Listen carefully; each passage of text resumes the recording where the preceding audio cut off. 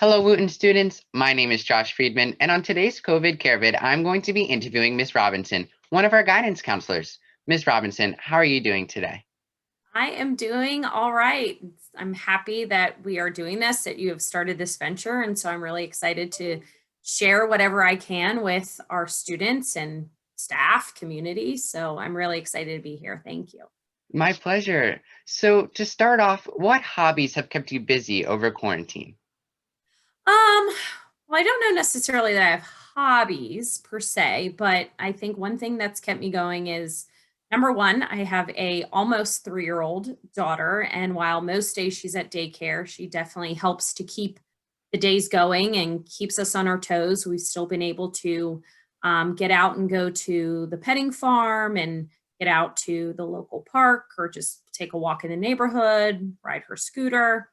So getting out and doing things has been helpful.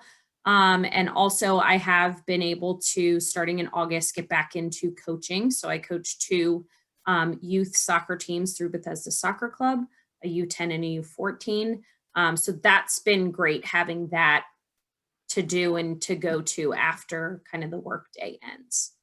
That sounds nice. Now, is there any advice that you have for students who are feeling stressed or overwhelmed during the pandemic? Well, there's probably a lot of things that I could give advice to. I think the main thing is probably to just sometimes take a step back, take a breath, and reevaluate kind of what's going on. And, why are you feeling stressed? What is going on that's causing any angst or negative feelings? And to reflect on that. And from there, you can move forward either to talk to your parents about it, to talk to either one of us in the counseling department, your counselor or teacher, any other staff member, but really taking that step back. And I think also to really make sure that you have time for you. If your schoolwork is taking up pretty much all of your day and most of your day, even after the school day ends, that's probably not a good thing and not what we want from you, especially as the counselors. We want you guys to be able to, whether it's go out and just take a walk with your friends around the track at Wootton or in the neighborhood, or ride your bike, or draw, paint, read, sing, go play sports. We want you guys to have time for you because generally, if you're not taking care of yourself, you're not able to take care of other things. So my biggest advice is take a step back, take a breath, reevaluate, and kind of go from there. That's great. So, what are some resources available to students regarding their mental health? Well, you definitely, obviously, we want to make sure that every single student has what we call a trusted adult. And I know that through middle school and into high school, we've done the lessons with you all to make sure that you do understand that you should have somebody you could talk to, whether that's an aunt, an uncle, or another family relative, a family friend, your parents, a sibling, friends is okay. But we really kind of want you to have an adult to be able to talk to.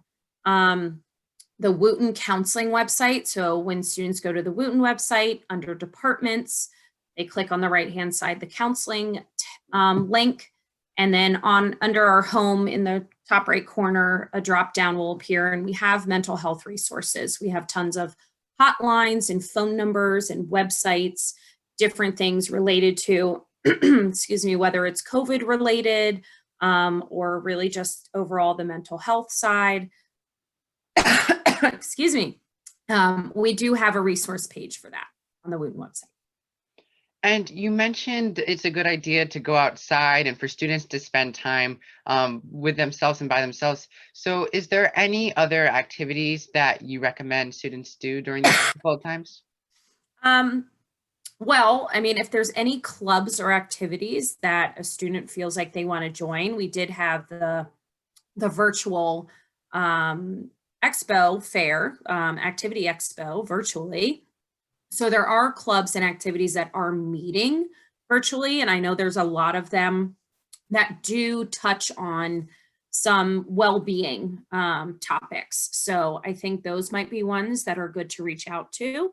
Um, Again, I know that, yes, outside was great this week, except for maybe today on the 16th, but um, the winter season is coming, so it's going to be harder to get outside. But again, I think finding something that you might enjoy or trying something new, like cooking or baking, um, drawing, even those like coloring books that are just a little therapeutic and cathartic, and just, maybe releasing some of those emotions or pent up emotions. So, there's tons of things out there that kids can do, especially as we move to colder months and having to be inside. But I think really just picking something and seeing if you like it. Again, it's finding that time and balance for yourself. And last but not least, since students can no longer stop by their counselor's offices anymore, what is the best way for a student to schedule time to meet with their counselor?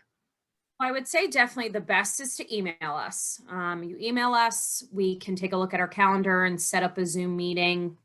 We do have the counselor schedule availability on the homepage of the counseling website. So typically Monday and Thursday, when we have a full week, our Zoom open lunch period. So we'll be in our Zoom room.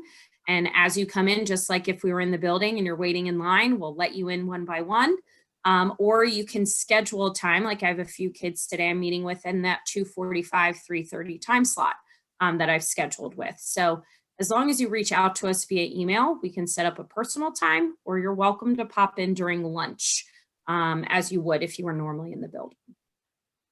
Well, thank you very much for your time and for being a part of COVID CareVids. Of course. And thanks for having me, Josh. I appreciate it.